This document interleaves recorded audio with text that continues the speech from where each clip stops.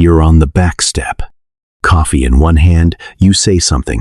To the dog, to nobody, to the morning. Just a few words, and the gray bird on your wire goes still. Not relaxed still. Stopped still. The kind of still where everything except one eye locks down. For half a second, nothing in the yard moves. Not the bird, not its head, not even the little side-to-side bob it was doing a moment ago. Then clap whistle gone. A sharp metallic whir of wings, and the dove is 50 feet out before you've finished your sentence. You've seen this 100 times, maybe 1,000. You filed it under bird flew off. Pour the coffee, forget it, get on with the day. But you just watched the end of something. The flush is the last frame of a much longer story. The real thing happened in that half second of stillness before it. And here's the part that should stop you. You were the one who started it. You spoke, and the most ordinary bird in your yard ran an entire decision about you, top to bottom, and answered it out loud on the way up. You just never got the translation. So let me give it to you, piece by piece, and I promise you'll never watch a dove leave a wire the same way again. Here's the first thing nobody tells you about that pause. The dove didn't freeze because it's slow to react, or because it got caught off guard. It froze because freezing is the first move. It's step one, and it's deliberate. Think about how you behave when a smoke alarm chirps somewhere in the house. You don't bolt for the door. You stop, you hold still, and you listen. Where is it? How close? Is it the real thing? Or just a low battery? You buy yourself 1 second of clean information before you commit your body to anything. Bolt too early, and you've wasted energy on a false alarm. Wait too long, and it's too late. So you freeze, and you gather. That's the freeze on your wire. The dove heard your voice and hit pause on its whole body, so that the only system still running full power is the one doing the listening. It's not frozen with fear, locked up and helpless. It's frozen the way you go quiet mid-sentence when you're trying to place a sound in the next room. Everything non-essential shuts off. The bird gets very, very good at one thing for a moment, and that one thing is listening. And the thing it's listening to is you. Your voice is the input. That whole beautiful stillness is the bird processing exactly one question. What was that? And the answer it's working on has your name on it. Watch the head next. Because this is the real tell, and once you see it, you can't unsee it. Right in the middle of that stillness, the dove tips its head, just slightly, just a degree or two, and brings one eye around toward you. That little turn isn't a nervous twitch. A dove's eyes sit on the sides of its head, not on the front like yours. So when it wants to actually look at something, to study it, not just sense that it's there, it can't simply face forward the way you would. It has to swing one eye into position and aim that eye like a lens.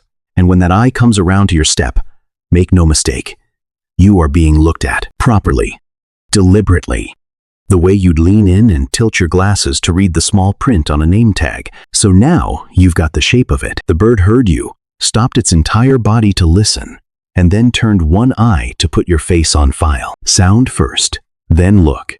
Ears, then eyes. It's running a two-part check. And you, standing there with your coffee, are the thing being checked. Which brings us to the real question. The one this whole video is built around.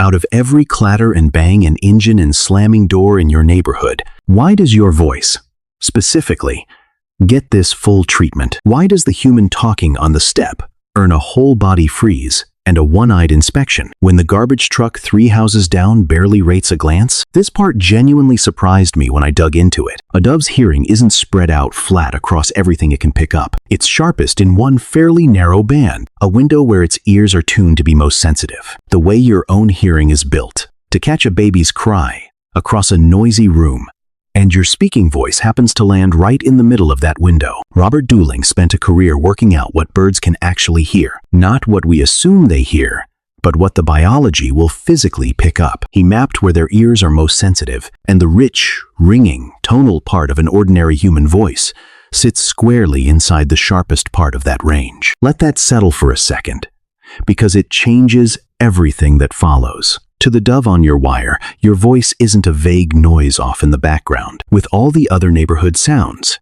It arrives in the exact frequency band the bird leans on to pull out the sounds that matter most to it, the alarms, the calls of other doves, the small audio signals it has to read correctly to stay alive. You are coming through on its clearest channel. Not a muffled side channel. The main line, that's the difference between you and the garbage truck. The truck is a low, dull rumble, mostly below the band the dove cares about, easy to file as weather.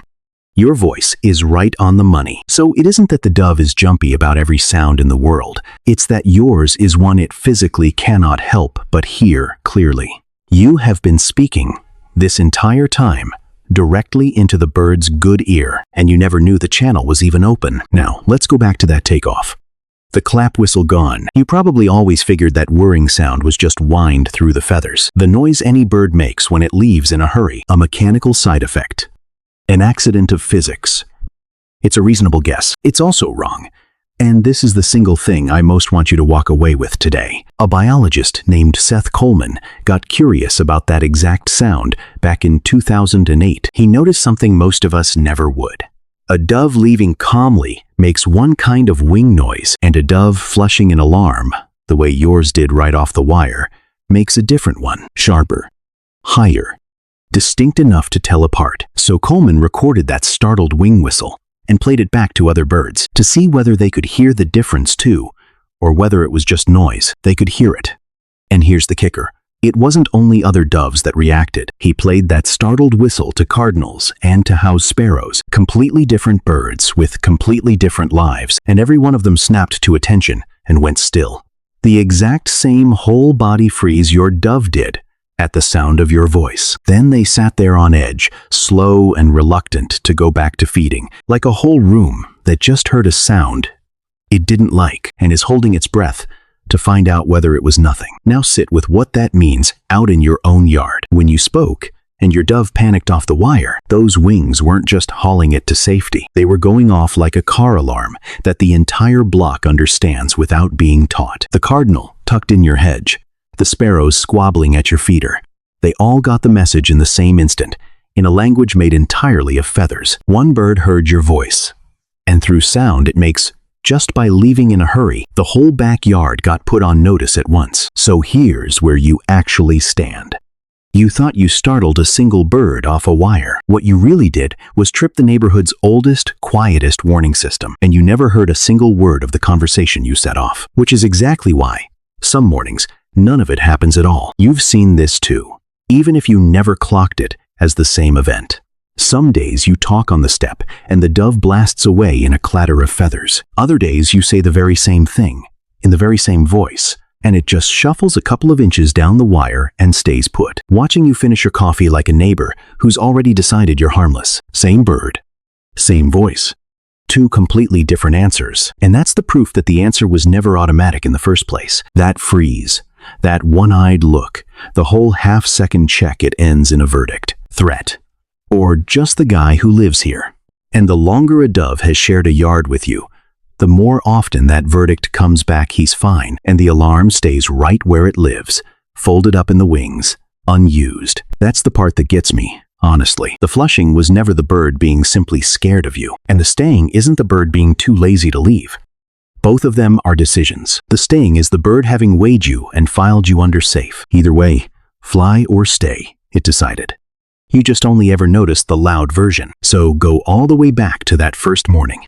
The coffee, the few words to nobody in particular, the gray bird on the wire going still. Now you know what you were actually looking at. Not a nervous little bird that flew off, because birds fly off. You were watching a bird that heard your voice land on its clearest channel, stopped its whole body to listen, brought one eye around to read your face, reached a verdict about you, and then, if the verdict came back, no, broadcast that decision to every other bird on the block with a single beat of its wings. The most ordinary bird in your yard, and the one you know the least about, the one you walk past without a second thought, 100 times a year, and the whole time, morning after morning, it's quietly been the one paying close attention to you. So here's what I want you to do. Tonight, or first thing tomorrow, go out and say something near the pair on your wire or your ledge. And this time, watch the head, not the wings. Look for that one eye coming around to find you. Then tell me which dove you've got. The one that blasts off every single time, no matter how long you've lived there, or the one that's already decided you belong and barely lifts a feather when you speak. I'd put money on most of you having the second kind. They've known you a lot longer than you've ever known them.